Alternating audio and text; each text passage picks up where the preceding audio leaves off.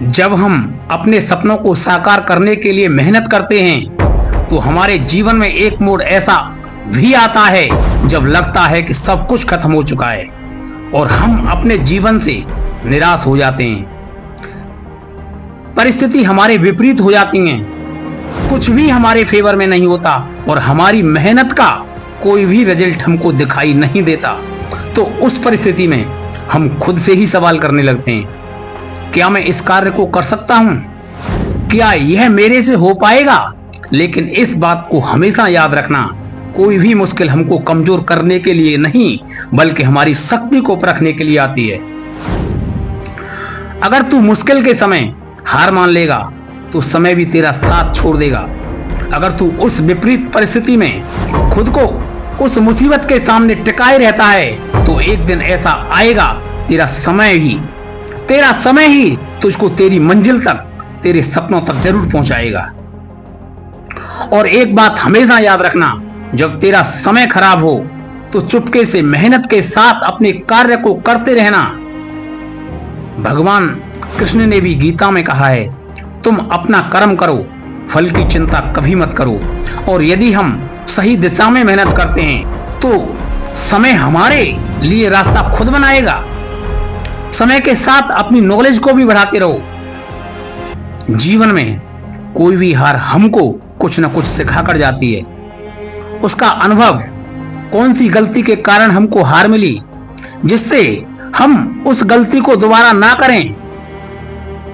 और एक बात हमेशा याद रखना, सब्र के साथ हम जो तैयारी करते हैं उसका समय कभी बेकार में नहीं जाता। अगर समय आज आपके फेवर में नहीं है तो इसे खुद को विकसित करने में लगाओ, खुद की नॉलेज बढ़ाने में लगाओ। और जब तेरा समय आएगा तो तेरी तैयारी ही, तेरी नॉलेज ही तुझको जीत दिलाकर रहेगी। चलिए एक कहानी को सुनते हैं। एक गांव में एक रामू नाम का आदमी रहता था। रामू अपनी मेहनत और लगन के साथ दिन रात खेतों में काम किया करता था। फिर भी रामू को खेती में इतना मुनाफा नहीं होता था जिससे वह खेती करने के लिए कोई भी संसाधन या औजार खरीद सके। इसीलिए गांव के लोग रामू का खूब मजाक उड़ाया करते थे। एक बार उस गांव में एक साधु महाराज आते हैं। साधु महाराज की ज्ञान भरी बातों को सुनने के लिए गांव के सभी लोग उनके पास पहुंच जाते हैं और उनसे अपनी परेशानी को बताते हैं। साधु महाराज सभी को उनकी परेशानी का समाधान बताते हैं। अब नंबर आता है रामू का। तो रामू साधु महाराज से कहता है, महाराज, हे साधु बाबा, मैं इतनी मेहनत करता हूं फिर भी मैं अपनी खेती के लिए कोई भी संसाधन नहीं खरीद पाता। कृपया आप मेरी परेशानी का समाधान बताओ। साधु महाराज मुस्कुराते हुए रामू से कहते हैं, सुनो बच्चा, मैं जो कह रहा हूं उसको ध्यान से सुनना। बहुत समय पहले की बात है, एक किसान ने अपने बगीचे में एक बांस का बीज और एक गुलाब के बीज को लगाया। थोड़े ही समय के बाद गुलाब का पौधा धीरे धीरे बड़ा होने लगा और एक समय के बाद उसमें से सुंदर सुंदर फूल खिलने लगे और अपने फूलों से वह बगीचे को सुशोभित करने लगा।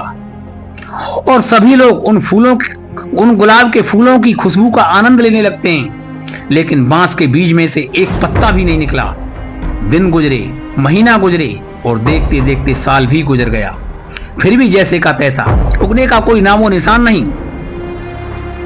धीरे धीरे समय गुजरता गया और वक्त ने ऐसी करवट ली कि 5 वर्षों के बाद उसमें से एक नन्हा सा अंकुर निकला और उसने 5 महीने में 50 फुट की ऊंचाई को छू लिया।